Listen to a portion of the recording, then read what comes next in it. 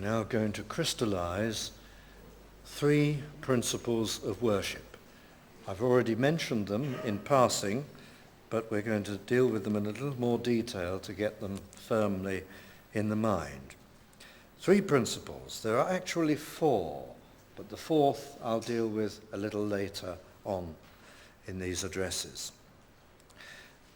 May I say that how we worship is not just a matter of taste. It is certainly not a matter of generation. This is what the advocates of the new worship claim. This is what they say. Oh, those people, referring to traditional, conservative, evangelical worshippers, those people, they don't like what we're doing just on the basis of taste. They don't happen to like it, and they should adjust to it. It's just a matter of taste, is it? Whether you listen in secular life, in your private life, to one kind of music or another, is probably a matter of taste. What you select, what you think is to you pleasant, is that all this is? A matter of taste and a matter of generation? Oh, the old is like this, and the young people prefer that. And therefore the older people are being very mean-spirited if they don't happily embrace the young people and let them do what they want to do. Is that what this is all about? A matter of taste and a matter of generation? No, it isn't. It's a matter of principles. Principles that apply to every age group, every believer. So I come back to these three principles, basic principles out of the 6 categories of new worship that I mentioned. And the first is this: spirit and truth has been thrown out and aesthetic worship has come in. Worship with the soul, worship in the spirit has been thrown out, and aesthetic worship has been substituted. This is a principle, you see. Is it what we like? Is it simply that we have a down on certain types of music or activity? No. It's a matter of whether it's spiritual worship or aesthetic worship. Now, aesthetic worship means this. It has to do with worship which is performed by beauty, skill, and offering to God. Aesthetic worship can be according to any taste. We could sit here and regard it as an act of worship by having a concert, by having an organist play a lot of Bach, by having a symphony orchestra in, and listen to this. Lean back, close our eyes, and imagine we're worshipping God. Or we could do it with a pop group or something like that. Is one right and the other wrong? No, they're both wrong. If it is aesthetic worship, if we imagine we are worshipping by making an offering of beauty, the skill of our instrumentality, the cleverness of our musical arrangements, the beauty of the sound, if we think these are an offering of worship, then we have given way to aesthetic worship, as though God was an aesthete, which is to say God was just a lover of earthly beauty, and he sat in the heavens enjoying the concert or the performance that we are putting on. That's aesthetic worship. Now, this used to be, and still is, chiefly adopted by the Church of Rome. The Catholic Church has always had aesthetic worship. They have always said worship needs a physical dimension, and you must be able to express yourself in some physical way and use your gifts. Worship, according to the Church of Rome, is probably 80% wordless offerings. That term, wordless offerings. You worship by skill. There's an Anglo-Catholic hymn. You probably know it. It has these lines in it.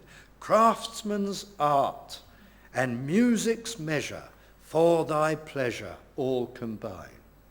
That's somebody who believed in aesthetic worship.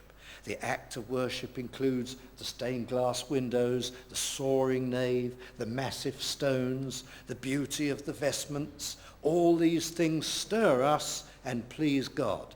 That's aesthetic worship. Worship by an offering of craft or beauty or skill. The Church of Rome did it with images, with processions, with costly, colourful robes, with rich music, with Gregorian chants. Aesthetic worship. The Protestant Reformation did away with all that. The Protestant Reformation went right back to the New Testament. Away with all those things, said Luther or Calvin. I'm tempted to ask whether the promoters of new worship think that Luther and Calvin in their day and other great reformers were just youngsters who brought in new fashions and new tastes. They were certainly youngsters, but they worked according to principles. They said that is wrong. They saw aesthetic worship as something carnal, and they brought in intelligent worship. And the worship of the people of God was shorn of all the Catholic theatricalism. The giants of the Reformation saw worship in spirit and worship by theatrical performance as exact opposites. Why, one writer, and I like these words, put it very beautifully, one historian, the aesthetically splendid mass surrendered to the understanding soul. That happened at the Reformation. It's a matter of principle. Now, I know that the Episcopalians at the Reformation, the Church of England principally, and one or two other groups, did keep hold of a few bits of Roman Catholic theatre. And that was a shame, but not very much. They kept a few bits. The Anglo-Catholics, who are really same as Roman Catholics within the Church of England, they of course clutch it all back. But even in the English Reformation, a few bits of Roman theatre were kept. But to their credit, they did away with most of it. And then came the nonconformists, the Methodists and the Baptists and the Independents, the Congregationists, and they threw out even the little bit of Roman theatre that the Church of England had kept hold of. So, but by and large, with just a few little bits and pieces on the fringe, the Reformers threw out all that Roman theatricalism, did away with it. But now you see, we have made a huge stride back to Rome. As soon as you bring the drums and the instruments in and you play the music and you get the people going in a sensual way, I'm talking about worship. I'm not saying you can't go to a concert of good music and enjoy it and feel moved by it, but that's not the way you worship. You clear the decks and you're all for Jesus Christ. Your mind is clean and clear and your thoughts are for him. Well, friends, now they've made that huge stride back to Rome, because what they do is they bring in the notion I can worship God through my performance, through my instrumentality and all the rest. It's no longer the soaring naves and the stained glass windows and the actions of the priests and the costly garments and the Gregorian chants and so on, but it's a modern equivalent of all that. And we're worshipping, or people are trying to, through it. And they're making their offering. Why, the new worship people even say, God is the audience. Many of their books that I've looked at, they use that kind of language. God is the audience. We're performing for him. That's aesthetic, you see. I worship through skill and through beauty. How has it happened? Well, we talked about the hippies and the new culture that they brought in. We talked about the worldly Christians, the term they gave to themselves extraordinarily. We've talked about the charismatic movement and its delight in all these external things. But there are other things that have brought it in. Just briefly, you know, we've had a phenomenon which is called the church growth movement, where mainly in the United States, a number of people have discovered in that somewhat religious, high religiosity factor society that it's not too hard to get people into church if you entertain them with the kind of things they want. And so instead of preaching the gospel plainly and clearly, and praying to God for his blessing, and witnessing plainly and clearly, the main plank of their outreach, these church growth experts, is to put on the concerts in the services. And they'll give the people anything they want. If they find a particular form of jazz or modern music draws more people in than another form, they'll major on that. The order of the day is just get the people in the seats by giving them whatever pleases them, whatever they want. And because this has become fashionable in some quarters, this has been another impetus to the new worship. It's got to be used in order to entertain the people and to give them the kind of thing they want to come and listen to. That's how it's happened. And now, the new worship has far exceeded Rome. Why, new worship services make far more noise than Rome ever made. More decibels, more music, more entertainment. Even that Rome knew how, and Rome has recognized that. Rome's very clever, the Catholic Church. Just a minute. These people have surpassed us with aesthetic worship. They're doing something much more pleasing. And so, the Catholic churches, by and large, have gone over to it. They've embraced the new worship very eagerly. Why not? Because actually it's only doing in modern form what they've always done. Not surprising, is it? So it's a huge step back to Rome. We think of Cain and Abel. You think of how the one made an offering according to what God required, which reflected the need for atonement and so on. And Cain, the other, made an offering of the produce of the ground. He made an offering of his achievements. And that's what's happening now with new worship. The traditional Protestant Bible worship says only one offering counts, the offering of Jesus Christ on the cross of Calvary. And I must worship with my mind and my heart, holding on to what my mind is thinking and directing to God. And the other side, no, we worship with our skill and our performance. And so, modern worship is like the worship of Cain, not like the worship of Abel. It's as old as the hills. Cain wanted to shine, wanted to show God, look what I can do. That's modern worship. And he was punished for what he did. Sometimes people say to me when I speak like this, but what about my gift? What about my gift? If we have this worship, I agree it can be nice and glorious and wonderful. I can see your point. But how can I express myself through my gift? Well, that's the point. Worship is not the exercise of my gift. It's words from mind and heart to God. It's not the exercise of my gift. That's a great mistake that many make. If I can't express myself with what I can perform and produce, I cannot worship. Wrong. You've got the wrong idea of worship. You come before God as an empty, needy, naked soul. All your performance, that's for your worldly life. All your skills, now you're before God and you worship him from mind and from heart. And anyway, this has always seemed to me to be a bit unfair, this matter of expressing gifts. I want to express my gift with a guitar. I want to express my gift with a trumpet. I want to express my gift with drums. How elitist. Fine, you go ahead and do all those things. What about the poor chap who's gifted only at cricket? Or the lady who's gifted only at basketball? You can't exercise your gifts. What a foolish argument. It's not for the exercise of my gifts. It's for God. And it's to be done with mind and with heart. Well, that is the problem with aesthetic worship. The second great principle, it's got to be spiritual, not aesthetic. The second major principle I single out is this.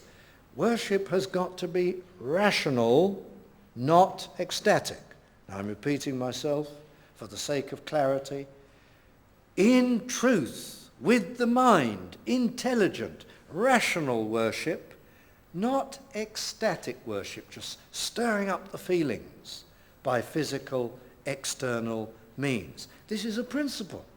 What are you doing in your worship? Oh, say the books on worship from the new worship promoters and leaders. What you do is you have an upbeat opening number, they write. They all write much the same thing. And then you switch the tempo and you have something emotive and searching. Then you up the tempo again. And by the means of the clever arrangement of tempo and key and type and style of music, you bend the emotions, influence the emotions of the people. You sway the feelings. And so by your performance as a group of instrumentalists, you bring people from something enjoyable to get their hearts moving, to something solemn, then through to something suitable for this and suitable for that. You are engineering the mood of the people. That is not what I'm accusing them of, friends. This is the way they write, the way they tell you to do it. It's their own words. This is ecstatic worship. The manipulation, the management of the feelings by physical, carnal, external influences. That's what we mean by ecstatic worship. What do I come to worship for? To be whipped up, to have my feelings stirred, to feel good, to feel euphoria, to feel things. That's why I come. Yes, well, you can have wonderful, wonderful feelings in worship, but they must be feelings which are stirred and moved and produced by our thoughts. That's honoring to God. Lord, I love thee, and the feeling responds.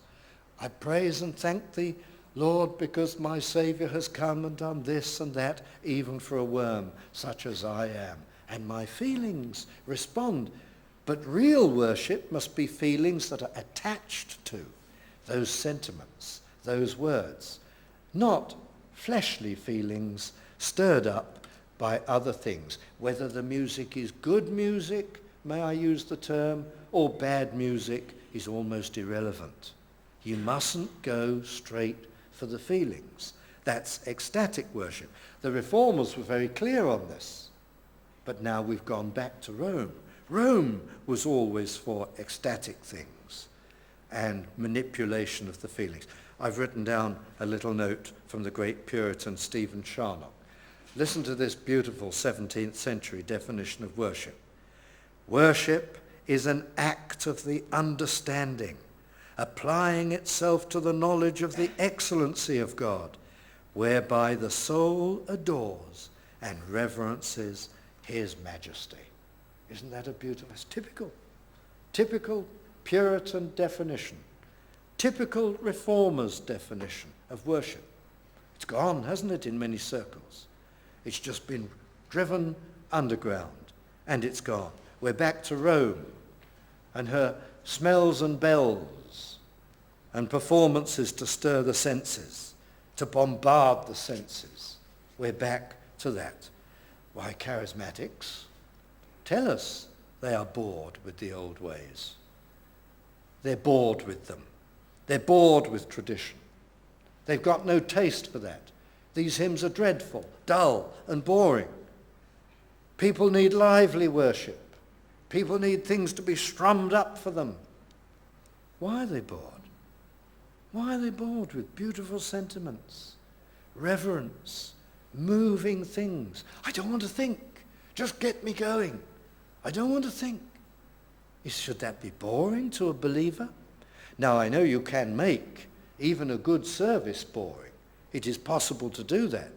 It is possible for me to lead the worship in a way which is unnecessarily dull. Maybe I pick minor key hymns, one after the other. That's foolishness, because I now am manipulating the people's feelings in another way by pushing them down. Minor key, down, down, one hymn after another, all the way. Yes, I can, in an inverted way, be affecting the emotions of the worship. I can speak in a monotone and at great length. Maybe you think I do that. And everything can be dull and boring, and I can impress my dull personality onto the worship and spoil it. So it is true that we can go the other way, and traditional worship can be dull and unworthy. I acknowledge that freely. But on the other hand, if we think about it, and if we bring all the ingredients of worship in, and we use good hymns, why should those sentiments be dull? Why should they bore me to tears? Because I'm unconverted, perhaps. Then they'll bore me to tears. Or because I'm backslidden, perhaps. Then they'll bore me and tire me out. What's the matter with some of our friends? There are many, many good Christians in the charismatic movement, without doubt. But one suspects there are an awful lot who are not really converted. If they find the worship of God and the style and format which has thrilled the souls of millions of Christians around the world for generations, if they find this utterly boring, you wonder where they stand spiritually. Now I know there are many earnest Christians, I don't deny that, among the charismatic. Sometimes a friend will come to our service and ask the vestibule steward, or say to the vestibule steward, I'm used to a more lively service. I find this dull and boring. Now, I'm not saying this simply because I'm irritated by that. But why? Why are they desperately dependent upon external physical means to stir up the feelings? Otherwise, the worship of God is a bore from beginning to end. That's ecstatic worship. Then there's a third principle. These are principles. Why, we could use some test questions. If I hear of a pastor or a church and he's abandoning the old ways and he's brought on the drums and the band and everything, I might say to him, why did you do that? Why did you want more instruments than you were used to? Why did you want the new worship songs? Why did you do it? His answer might give the game away. Supposing his answer is something along these lines. We need to enrich our worship. We need more feeling in our worship. Well, that would give the game away. He's switched from worship which is rational, and he's tumbled into worship which is ecstatic, manipulation of the feelings. That's what's happening. Well, the third principle I'd like briefly to talk about is this. The loss of the distinction between sacred and profane. And this is very important, and they're such familiar terms. I hope everybody can remember this. Worship, traditionally, since the Reformation and back to the Bible, true Christian people have always distinguished between that which is sacred and that which is profane. By profane, we mean this. That which is distinctively worldly. Sacred, profane. There's a great gulf between the sacred and the profane. Even the Catholic Church was not totally in error at this point.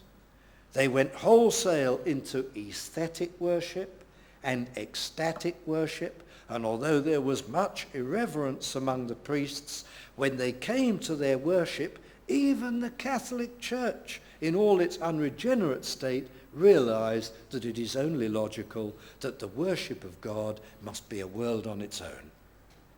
It must be made up of things that are for God, and quite distinct from things that are intrinsically of the world. Even the Catholic Church saw that. Do you know, in this blurring of the line between sacred and profane, which is going on with new worship, importing wholesale all that is worldly, this is something almost novel in 2,000 years of the professing Christian church. Even as far as Rome is concerned. This is how serious the modern collapse of worship is in many circles. Who's to decide what is worldly and what is profane? Who's to decide whether a thing belongs to this world or whether a thing belongs to the church? Is this, after all, just a matter of taste? Oh, you say, that is worldly because you think so. Well, I don't think it is, someone may say. This is just a matter of taste. How can you draw the line? Well, there are certain points where the line may be difficult to draw. But with most of what is going on with the new worship, the line is not difficult to draw.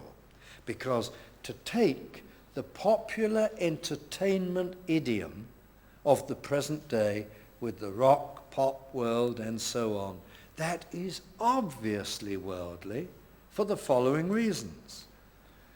The modern pop scene, however clever it may be, however clearly you may acknowledge that there is obviously a measure of instrumental brilliance involved in it, whether you like it or whether you don't.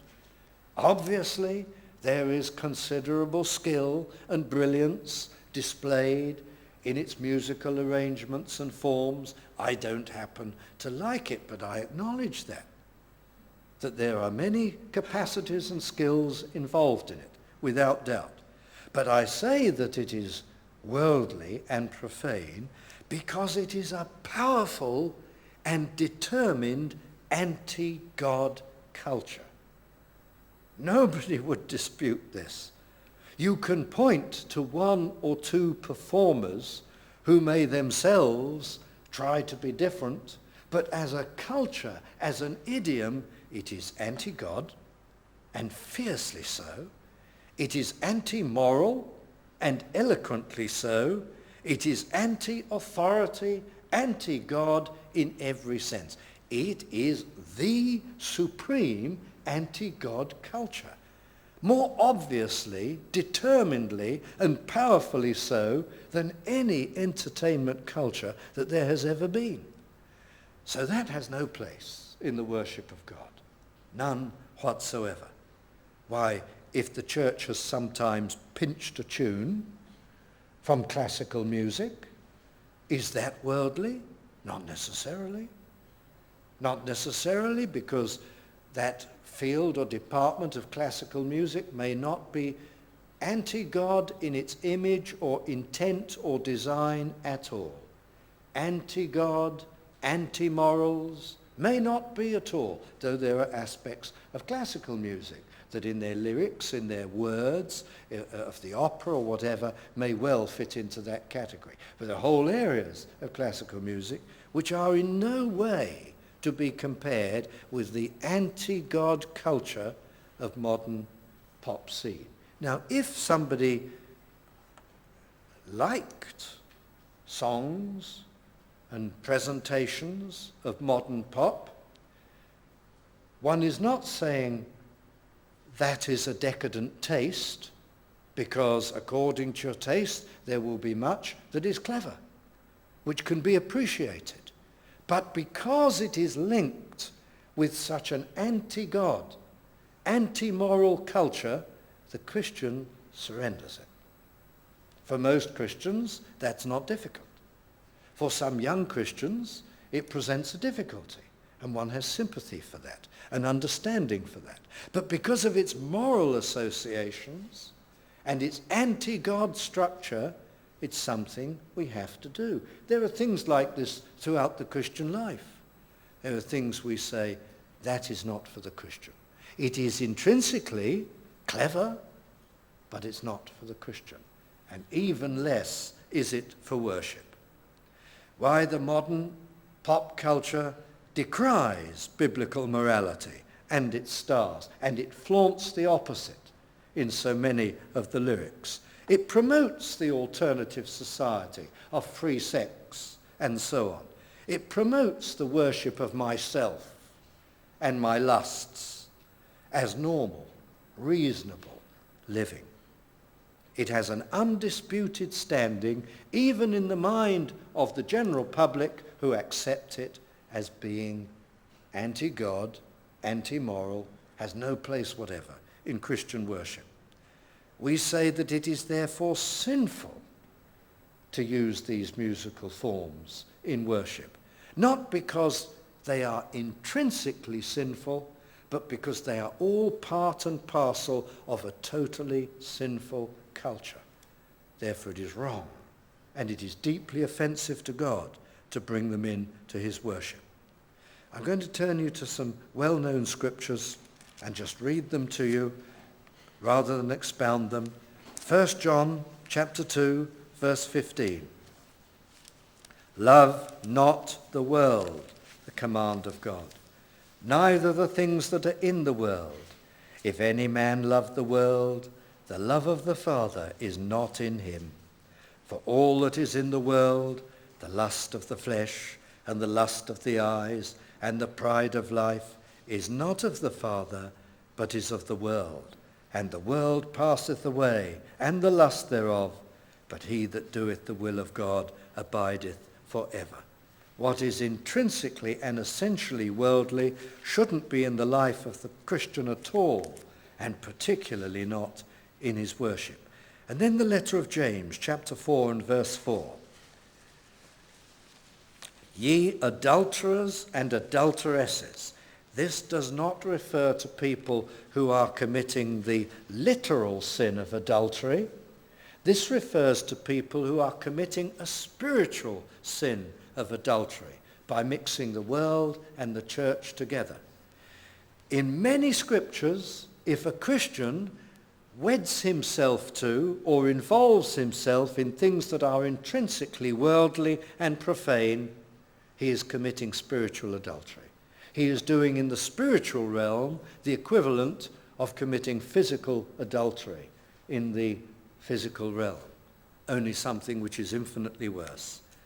Verse 4, ye adulterers and adulteresses, know ye not that the friendship of the world is enmity with God? Whosoever therefore will be a friend of the world is the enemy of God. Well, you couldn't have more powerful language than that. We are saying that the new worship is not only theologically inappropriate, incorrect, and an abandonment of principle, it is bringing the people of God to sin. It is intrinsically sinful and disobedient to God to the extent that the person who indulges makes himself an opponent of God and his precious will for the Church of Jesus Christ. That is why these things are so important and so significant. Now, our forebears knew it.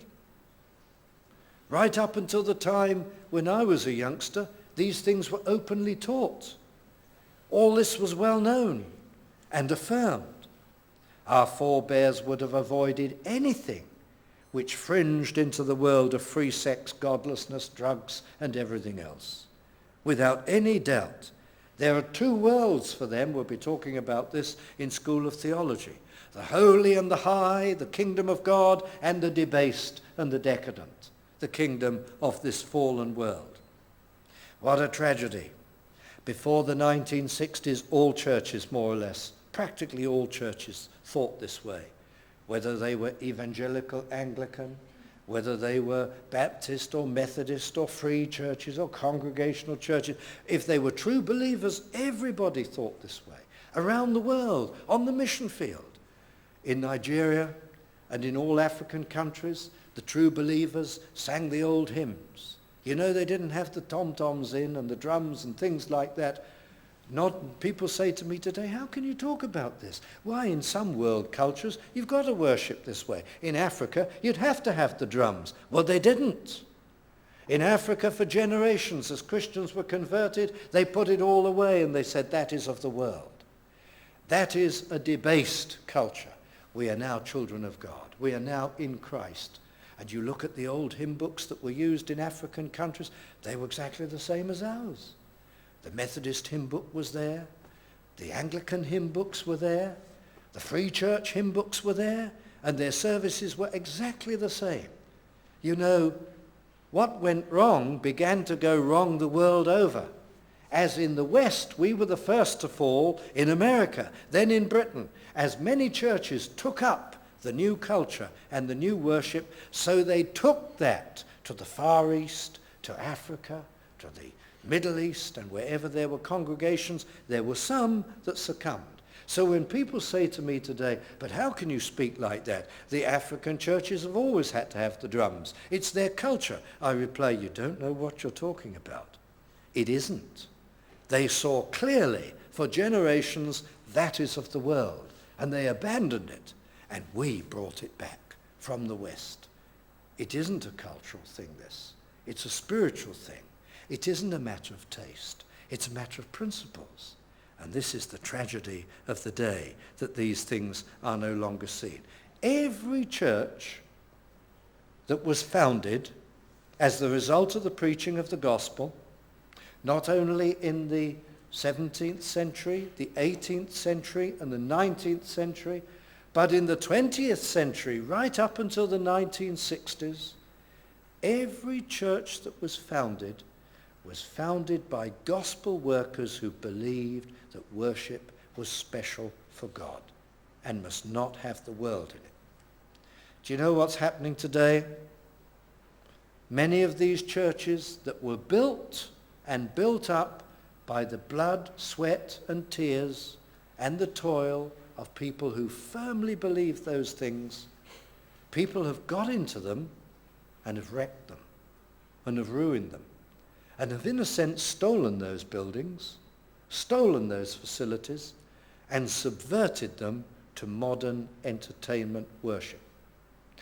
These so-called modern Christian leaders and evangelists, or some of them, who cannot hold a candle to their forebears, who have nothing of their passion and their spirituality and their power and their gifts, who can work only by bringing the world into the church and entertaining people. They have wrecked countless churches, and they have stolen them from the things that they used to believe. The new worship is not only wrong, it's not only sinful, it's despicable. It's people who impose what they like irrespective of what they're stealing and what they're spoiling. And it's deceitful. I know people, they're not fit to be in the ministry.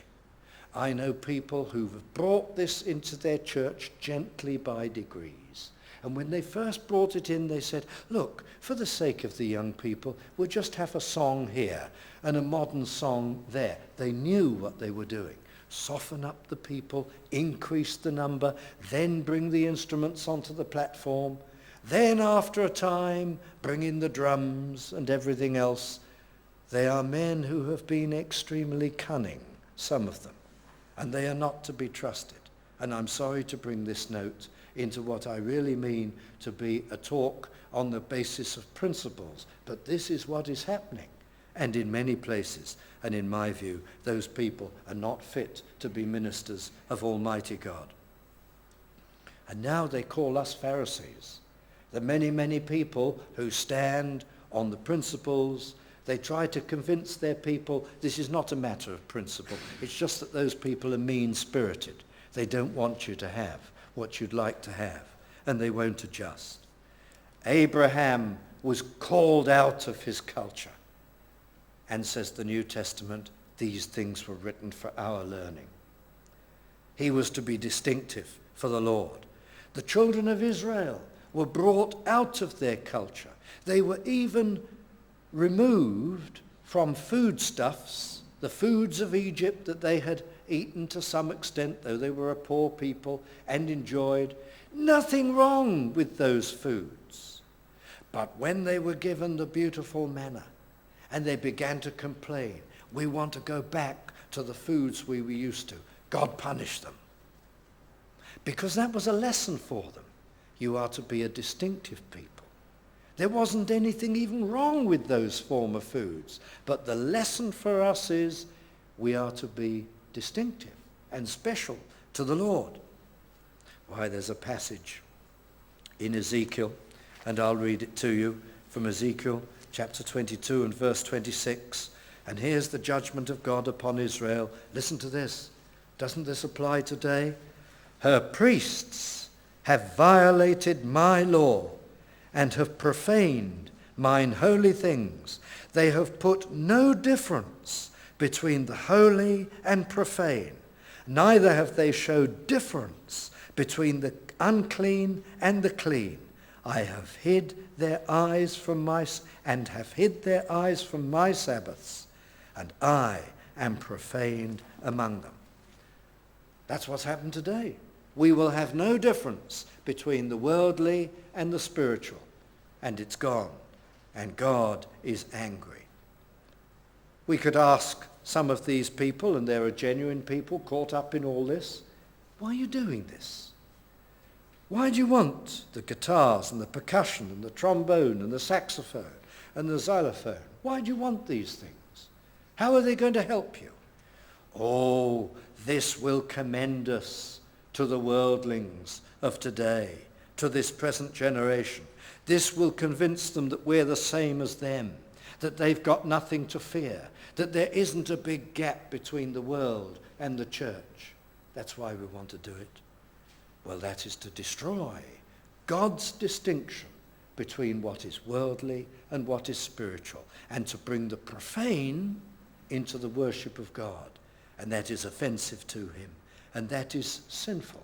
That's the reason why it's wanted, and that is a great tragedy. The additional principle, the fourth principle that I want briefly to touch upon, but towards the end of our next little session, will be the necessity of reverence in worship.